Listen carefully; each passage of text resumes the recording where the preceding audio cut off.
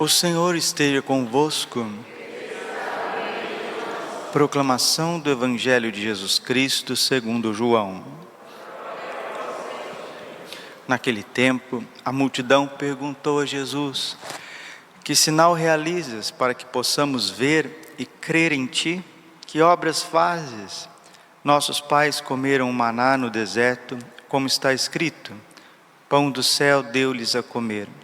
Jesus respondeu: em verdade vos digo, não foi Moisés quem vos deu o pão que veio do céu. É o meu Pai que vos dá o verdadeiro pão do céu. Pois o pão de Deus é aquele que desce do céu e dá a vida ao mundo. Então pediram: Senhor, dá-nos sempre desse pão. Jesus lhes disse: eu sou o pão da vida. Quem vem a mim não terá mais fome, e quem crê em mim nunca mais terá sede. Palavra da salvação. Ave Maria, cheia de graça, o Senhor é convosco. Bendita sois vós entre as mulheres, bendito é o fruto do vosso ventre, Jesus. Santa Maria, Mãe de Deus, rogai por nós, pecadores, agora e na hora de nossa morte. Vinde, Espírito Santo, vinde por meio da poderosa intercessão do Imaculado Coração de Maria, vossa amadíssima esposa. Podemos sentar um pouquinho. Jesus manso e humilde de coração. O Santo Evangelho de São João, capítulo 6, é o famoso discurso do pão da vida. É o Evangelho da Eucaristia. É o capítulo 6 de São João, que Jesus vai falar longamente sobre o mistério do seu corpo e do seu sangue. E ontem, o Evangelho de ontem, que também foi São João, ontem o Evangelho foi São João 6, de 22 a 29. Só para a gente recapitular. Vejam como que o Evangelho finalizou ontem. Versículo 26, João 6, 26. Jesus respondeu: em verdade vos digo, estais me procurando, não porque vistes sinais, mas porque comestes pão e ficastes satisfeitos. Jesus está falando que muitas pessoas o seguem por conta dos seus interesses. E sejam os interesses mais lícitos, como saciar a fome, mas ainda não é fé, ainda não é amor, ainda não é liberdade. E Deus quer algo de nós. Ele quer uma obra maior da nossa parte. E continua nosso Senhor Jesus Cristo: esforçai-vos não pelo alimento que se perde, mas pelo alimento que permanece até a vida eterna, e que o Filho do Homem vos dará. Nós estamos aqui celebrando a Santa Missa. Nós comungamos, algumas pessoas comungam até todos os dias. Mas nesse contexto, eles não sabiam do milagre da Eucaristia. Jesus estava preparando eles para o maior de todos os milagres. Santo Tomás de Aquino nos diz isso: a Eucaristia é o maior de todos os milagres. E o que Jesus está procurando na face da terra? Continua o Salvador com as suas santíssimas palavras: trabalhai não pelo alimento que perece, mas por aquele que o Filho do Homem vos dará. Este o Pai marcou com o seu selo, com o seu Espírito, com a sua força. Então perguntaram, prestem atenção nessa pergunta do povo, que também é a nossa pergunta. Pergunta dos discípulos, do povo em geral: que devemos fazer para realizar as obras de Deus? Que devemos fazer? Nós estamos dispostos a escalar montanhas. Nós estamos dispostos a atravessar mares a nado. Nós estamos dispostos a fazer cavernas para realizar as obras de Deus. E Jesus respondeu: a obra de Deus é que acrediteis naquele que Ele enviou. Bingo! A obra de Deus é que acrediteis. A obra que você pode oferecer a Deus não é uma catedral, não numerosos filhos, não são pregações maravilhosas, porque tudo isso passa. Se você fizer uma catedral maravilhosa, pode vir um terremoto e derrubar. Você pode ter 10 filhos, uma hora os 10 filhos não podem entrar para o caminho de Deus e se perder todos, sem querer ser batizado. Você pode fazer pregações maravilhosas, como diz São Paulo, 1 Coríntios capítulo 13, posso falar a língua dos anjos, a língua dos homens, e não ter fé, não ter amor, não ter a fé verdadeira. A obra de Deus é que acrediteis naquele que Ele enviou. E aqui não tem como não pensar em Santa Teresinha do Menino Jesus. Santa Teresinha é a resposta a esta obra de Deus, porque Santa Teresinha é uma mulher de fé. A obra de Deus é essa, que creiais naquele que Ele enviou. É isso que Deus espera de nós. Os anjos não precisam de fé, eles veem face a face. Os anjos, os santos, não precisam de fé, eles veem face a face. Agora nós, Abacuque 2,4, depois isso repete em Romanos, Gálatas e Hebreus. O justo vive pela fé. E a fé da Igreja Católica é uma fé eucarística. É uma fé no mistério da Eucaristia. Papa João Paulo II, no seu testamento eucarístico, Ecclesia de Eucaristia, ele escreveu: a Igreja vive da Eucaristia. E hoje Jesus, no Evangelho, continuando o discurso do pão da vida, continuando as suas palavras inefáveis a respeito desse amor imenso que é o Santíssimo Sacramento, Santo Agostinho dizendo assim, diz assim, que ele, sendo rico, não pôde dar-nos mais, sendo onipotente, não pôde inventar maior amor do que no seu mistério eucarístico. E o Evangelho de hoje, João 6, de 30 a 35, continuação, Jesus vai introduzindo a gente no mistério da fé. E no finalzinho, versículo 34, Jesus diz assim: então eles pediram, Senhor, dá-nos sempre desse pão. Jesus lhes disse: eu sou o pão da vida. Quem vem a mim não terá mais fome, e quem crê em mim nunca mais terá sede. Quem vem a mim não terá mais fome, quem crê em mim não terá mais sede. Aqui o significado é duplo. Quem realmente trabalha para se esforça, colabora para comungar, não vai faltar o alimento material, não falta os recursos materiais que nós precisamos. Mas também Jesus está falando de uma sede mais profunda, de uma sede de sentidos, uma sede de ter sentido na vida. Victor Frankl, que ficou no campo de concentração de Auschwitz, um grande psicólogo, Victor Frankl diz que o homem pode suportar tudo nessa vida, menos a falta de sentido. Não adianta você ser casado se o teu matrimônio não tem sentido.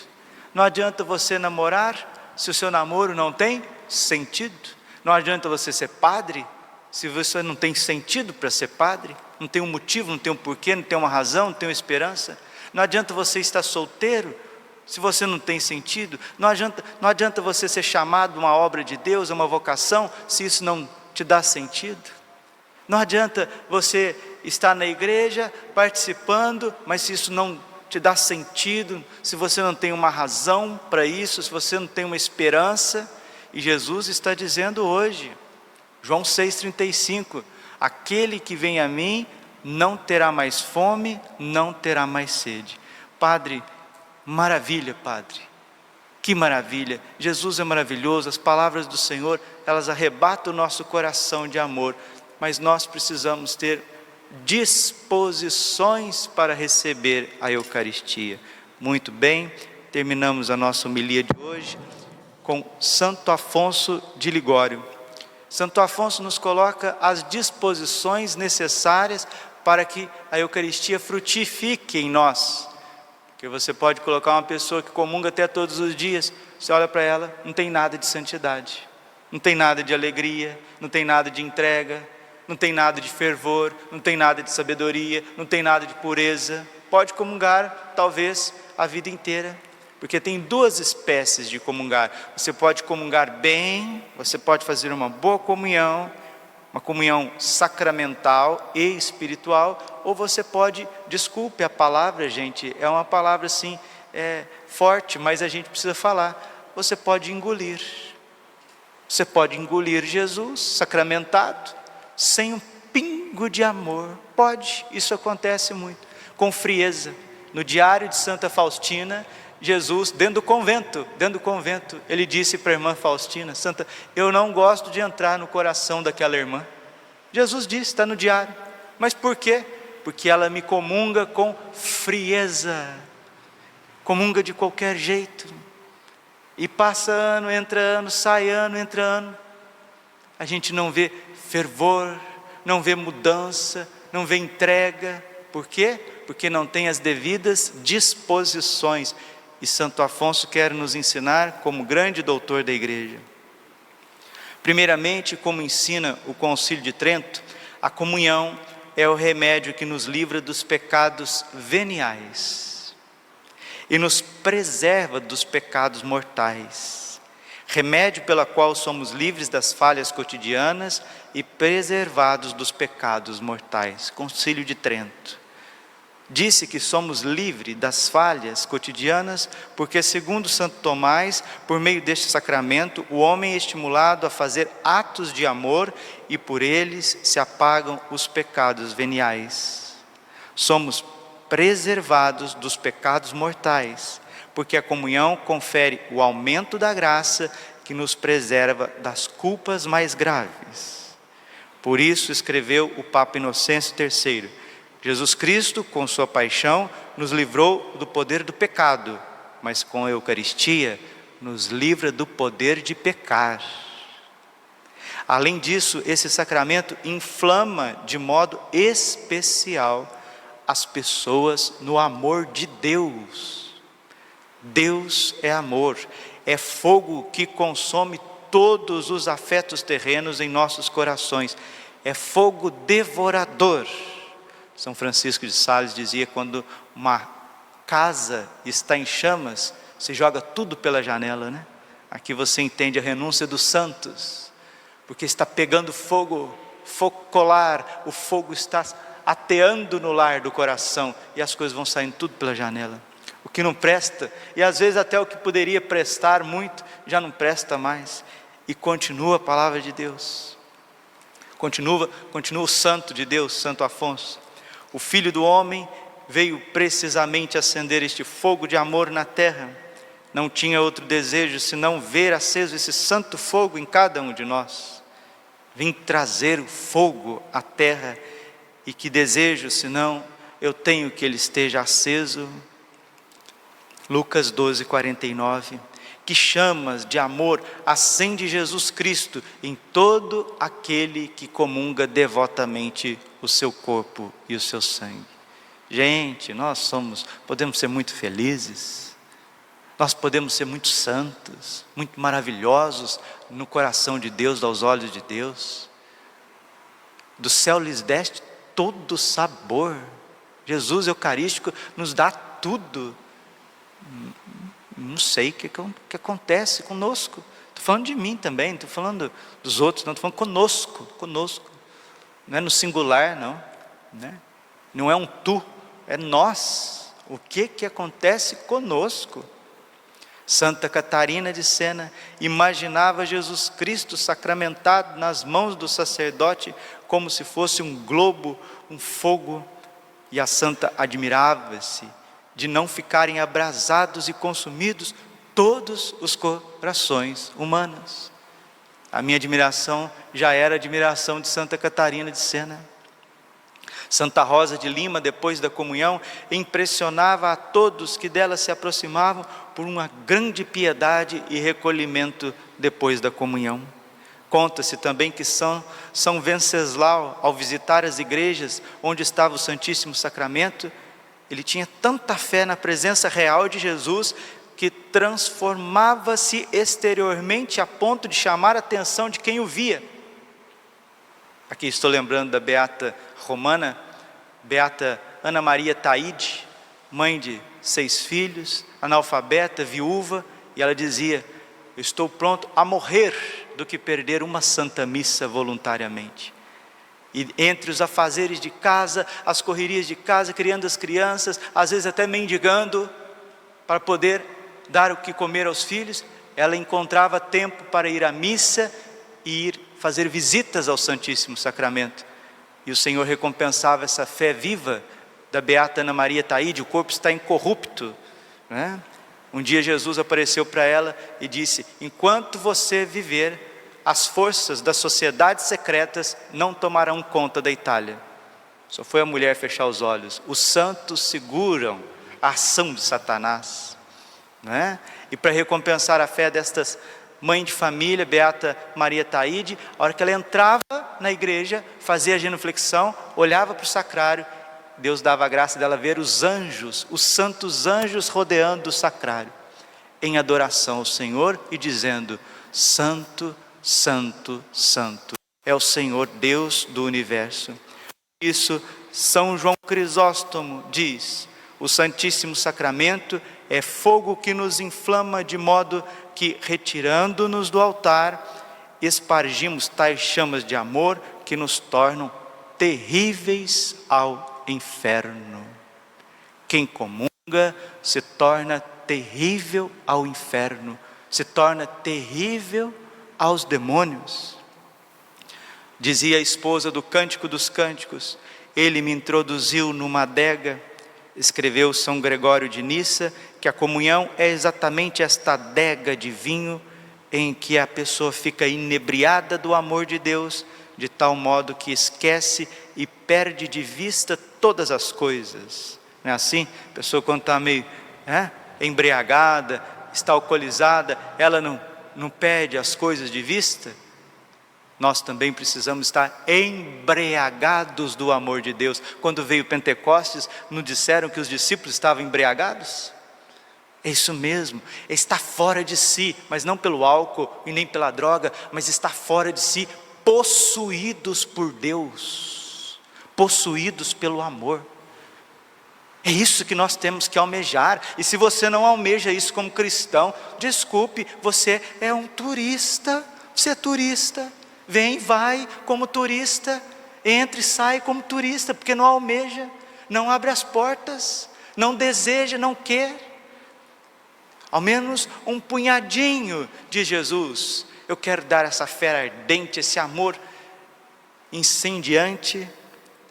E podemos dizer com os cânticos: com esse amor me veio todos os bens. Sabedoria capítulo 7, versículo 11. Com amor a Jesus Eucarístico me veio todos os bens. É aquele amor que faz com que a gente morra para tudo aquilo que é caduco. Estou doente de amor. Cântico dos Cânticos 2:4. Não comungo com frequência, dirá alguém, porque me vejo frio no amor de Deus. Responde Santo Afonso: por que você se sente frio? Quer se afastar do fogo? Porque você se sente frio, tanto mais você deve se achegar ao Santíssimo Sacramento, se é que tem verdadeiro desejo de amar nosso Senhor Jesus Cristo.